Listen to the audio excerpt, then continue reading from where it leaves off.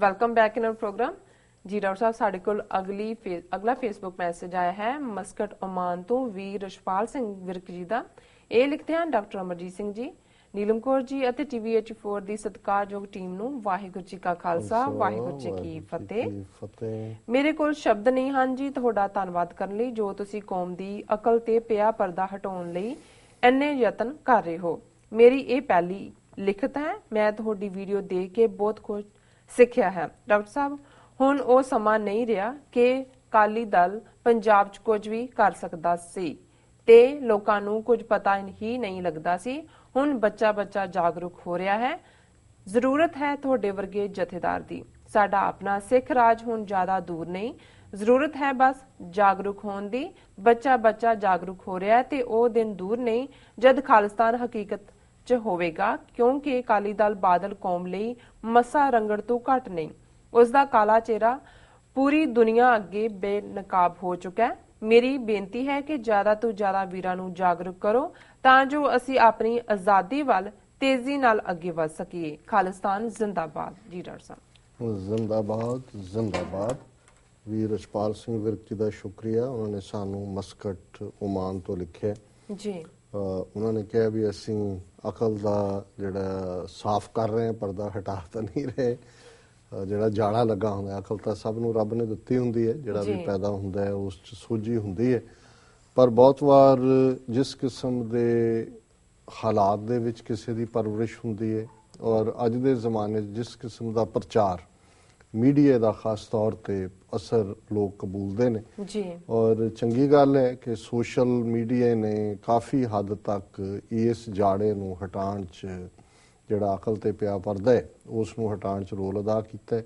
ਉਹਦੇ 'ਚ ਮਾੜਾ ਮੋਟਾ ਜਿਵੇਂ ਹੁੰਦਾ ਨਾ, ਉਹ ਬੂਝਾ ਜਿਹਾ ਅੱਗੇ ਬੰਨ ਕੇ ਸੋਟੀ ਨਾਲ ਐਂ ਕਰ ਦੇਣਾ, ਅਸੀਂ ਵੀ ਮਾੜਾ ਜਿਹਾ ਮਾਰ ਦਿੱਤੀ ਹੈ ਸੋਟੀ ਜੀ। ਬਾਕੀ ਇਹਦੇ 'ਚ ਕੋਈ ਸ਼ੱਕ ਨਹੀਂ ਹੈ ਕਿ ਅਕਾਲੀ ਦਲ, ਕਿਉਂਕਿ ਸੰਤ ਵੀ ਇਹ ਕਹਿੰਦੇ ਸੀ ਪਿੰਡਾਂ ਵਾਲੇ ਵੀ ਅਕਾਲੀਏ ਨਹੀਂ ਕਾਲੀਏ ਨੇ ਜੀ, ਉਹਨਾਂ ਦਾ ਜੋ ਰੋਲ ਹੈ ਇਸ ਵੇਲੇ ਬਾਦਲ ਦਾ ਅਸੀਂ ਡਿਸਕਸ ਕਰਕੇ ਹਟੇ ਕਿ ਉਹਦੀ ਸਾਂਝ KP ਗਿੱਲ ਨਾਲ 92 ਤੋਂ 95 ਤੱਕ ਔਰ ਕਿਸ ਹੱਦ ਤੱਕ ਜਿਹੜੇ ਨੇ ਇਹ ਜਾ ਚੁੱਕੇ ਨੇ। ਮੱਸੇ ਰੰਗੜ ਦਾ ਇਹਨਾਂ ਨੇ ਜ਼ਿਕਰ ਕੀਤਾ ਹੈ, ਮੈਂ ਖੁਦ ਤਾਂ ਨਹੀਂ ਦੇਖੀ, ਕੋਈ ਵੀਡੀਓ ਮੈਂਸ਼ਨ ਕਰ ਰਿਹਾ ਸੀ ਕਿ ਦਰਬਾਰ ਸਾਹਿਬ ਦੇ ਹੈੱਡ ਗ੍ਰੰਥੀ ਨੂੰ ਕਿਸੇ ਨੇ ਨੌਜਵਾਨਾਂ ਨੇ ਕਨਫਰੰਟ ਕੀਤਾ ਸ਼ਾਇਦ ਦਿੱਲੀ 'ਚ ਜੀ। ਉਹਨਾਂ ਨੇ ਕਿਹਾ ਜੀ ਵੀ ਤੁਸੀਂ ਉਹਨੂੰ ਜਿਹੜਾ ਮੋਦੀ ਨੂੰ ਸਿਰੋਪਾਓ ਦਿੱਤਾ। ਉਹਨੇ ਕਿਹਾ ਜੀ ਮੈਂ ਦਿੱਤਾ, ਜਿਹੜਾ ਵੀ ਉੱਥੇ ਆਏਗਾ ਉੱਥੇ ਭਾਵੇਂ ਮੱਸਾ ਰੰਗੜ ਆ ਜਾਏ ਜੀ, ਜਿਹੜਾ ਆਇਆ ਮੱਥਾ ਟੇਕਣ। ਹੁਣ ਇਹ ਜਿਹੜਾ ਪਤਾ ਨਹੀਂ ਕਿਹਾ ਜਾਂ ਨਹੀਂ, ਲੇਕਿਨ ਇਹ ਮੈਨੂੰ ਜਦੋਂ ਕਿਸੇ ਨੇ ਦੱਸਿਆ ਮੈਂ ਕਨਫਰਮ ਨਹੀਂ ਕੀਤਾ, ਇਸ ਲਈ ਮੈਂ ਨਾਂ ਨਹੀਂ ਲਿਆ ਹੈ ਵੀ ਕਿਹੜੇ ਹੈੱਡ ਗ੍ਰੰਥੀ ਦਾ ਜ਼ਿਕਰ ਹੈ। ਪਰ ਗੱਲ ਇੱਥੋਂ ਤੱਕ ਜਾ ਚੁੱਕੀ ਹੈ ਕਿ ਕਿਸੇ ਨੂੰ ਕੋਈ ਫਿਕਰ ਨਹੀਂ ਹੈ ਕਿ ਕਿਹੜੀ ਟਰਮ ਕਿੱਥੇ ਇਸਤੇਮਾਲ ਕਰਨੀ ਹੈ।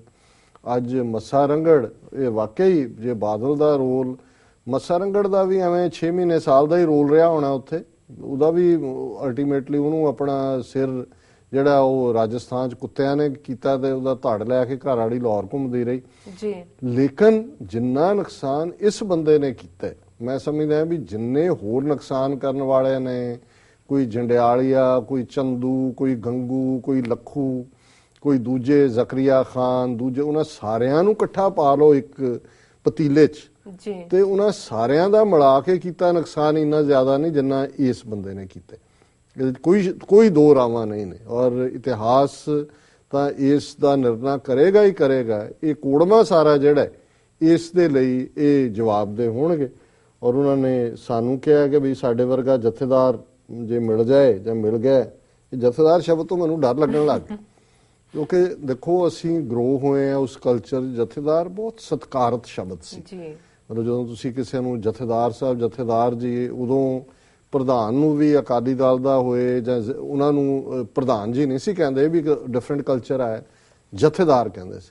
ਔਰ ਸ਼ਬਦ ਹੀ ਇੱਥੋਂ ਆਇਆ ਕਿ ਵੀ ਜਿਹੜਾ ਵੀ ਸੁਣਦਾ, ਔਰ ਇਤਿਹਾਸਕ ਤਾਂ ਪੱਖ ਇਹ ਹੀ ਹੈ ਨਾ, ਜਦੋਂ ਅਸੀਂ ਕਿ ਵੀ ਜਿਹੜਾ ਜਥੇ ਦਾ ਲੀਡਰ, ਜਥੇ ਦੀ ਅਗਵਾਈ ਕਰਨ ਵਾਲਾ ਹੁੰਦਾ, ਇਹ ਸੀ ਵੀ ਕਿਤੇ ਕੋਈ ਕੁਤਾਹੀ ਹੋ ਰਹੀ ਹੈ, ਕੋਈ ਕੁਰੀਤੀ ਹੈ ਜਾਂ ਕਿਸੇ ਨੇ ਕੋਈ ਜਿਹੜਾ ਉਹ ਅਰਦਾਸਾ ਸੋਧ ਲਿਆ ਤੇ ਉਹ ਜਿਹੜਾ ਆਵਾਜ਼ ਦਿੰਦਾ ਸੀ ਆਓ ਭਾਈ ਜਿਹਨੇ ਤੁਰਨਾ, ਤੇ ਜਿਹੜਾ ਆਵਾਜ਼ ਦਿੰਦਾ ਸੀ ਉਹਦੇ ਨਾਲ ਉਹ ਜਿਹੜੇ ਹੁੰਦੇ ਸੀ ਉਹਨਾਂ ਦਾ ਜਥੇਦਾਰ ਹੁੰਦਾ ਸੀ। ਸ਼ਬਦ ਤਾਂ ਇੱਥੋਂ ਹੀ ਸ਼ੁਰੂ ਹੋਇਆ ਅਕਾਲ ਤਖਤ ਸਾਹਿਬ ਨਾਲ, ਤਾਂ ਇਸ ਲਈ ਜੁੜ ਗਿਆ ਕਿਉਂਕਿ ਅਕਾਲ ਤਖਤ ਦੇ ਸੇਵਾਦਾਰ ਲਈ ਇਹ ਸ਼ਬਦ 20ਵੀਂ ਸਦੀ 'ਚ ਆਇਆ, 1920 'ਚ, ਕਿਉਂਕਿ ਜਥੇਦਾਰ ਕਰਤਾਰ ਸਿੰਘ ਝੱਬਰ, ਜਦੋਂ ਕਿਉਂਕਿ ਅਕਾਲ ਤਖਤ ਸਾਹਿਬ ਦਾ ਕੰਟਰੋਲ ਨਿਹੰਗਾਂ ਕੋਲ ਸੀ, ਜਦੋਂ ਦਲਿਤ ਸਿੱਖਾਂ ਨੂੰ ਅੰਮ੍ਰਿਤ ਛਕਾ ਕੇ ਜਲਿਆਂਵਾਲੇ ਬਾਗ ਸਮਾਗਮ ਹੋਇਆ, ਅੰਮ੍ਰਿਤ ਛਕਾ ਕੇ ਲਿਆਂਦਾ, ਹਰਿਮੰਦਰ ਸਾਹਿਬ ਦੇ ਪੁਜਾਰੀਆਂ ਨੇ ਪਹਿਲਾਂ ਨਾ ਕਰਤੀ ਕਿ ਵੀ ਅਸੀਂ ਇਹਨਾਂ ਦਾ ਪ੍ਰਸ਼ਾਦ ਨਹੀਂ ਮਨਜ਼ੂਰ ਕਰਨਾ। ਫਿਰ ਪਹੁੰਚ ਗਏ ਜਥੇਦਾਰ ਕਰਤਾਰ ਸਿੰਘ ਝੱਬਰ। ਉਦੋਂ ਮਾਝੇ 'ਚ ਖਾਸ ਤੌਰ ਤੇ ਔਰ ਸੈਂਟਰਲ ਪੰਜਾਬ 'ਚ ਜਥੇ ਬਣੇ ਹੋਏ ਸੀ ਛੋਟੇ ਛੋਟੇ, ਜਿਹੜੇ ਕਿ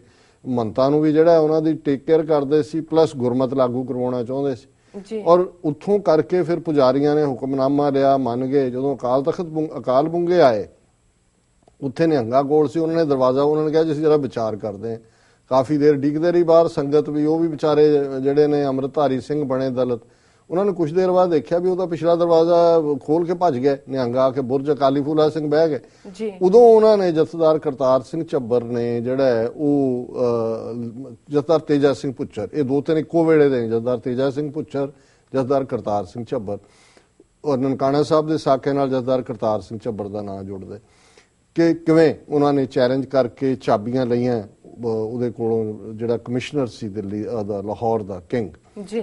ਹੁਣ ਇਸ ਤੋਂ ਕਿਉਂਕਿ ਸੇਵਾ, ਔਰ ਫਿਰ ਉਹਨਾਂ ਨੂੰ ਹੋਇਆ ਵੀ ਨਿਹੰਗ ਵਾਪਸੀ ਹਮਲਾ ਕਰਨਗੇ, ਵੱਡਾ ਗਰੁੱਪ ਆਏਗਾ, ਦੂਜਾ ਫਿਰ ਹੋਰ ਵੀ ਪਿੰਡਾਂ ਜਦੋਂ ਸਿੰਘਾਂ ਨੂੰ ਖਬਰ ਮਿਲੀ ਤੇ ਉਹ ਵੀ ਆਪਣੇ ਲੈ ਕੇ ਆ ਗਏ ਅਕਾਲ ਤਖਤ ਦੇ ਵੀ ਆਓ ਨਿਹੰਗਾਂ ਨੂੰ ਦੇਖਦੇ ਕਿਵੇਂ। ਸੋ ਇਸ ਤਰੀਕੇ ਨਾਲ ਜਥੇਦਾਰ ਸ਼ਬਦ, ਕਿਉਂਕਿ ਪਹਿਲਾ ਸੇਵਾ ਸੰਭਾਲ ਸੰਗਤ ਨੇ ਉਹਨਾਂ ਨੂੰ ਕਿਹਾ ਜੀ ਤੁਸੀਂ ਲਾਉਣਗੇ, ਇਹਨਾਂ ਨੂੰ ਭਜਾਇਆ ਨਿਹੰਗਾਂ ਨੂੰ, ਠੀਕ ਹੈ ਜੀ, ਇੱਥੋਂ ਸ਼ਬਦ ਇਹ ਹੈ।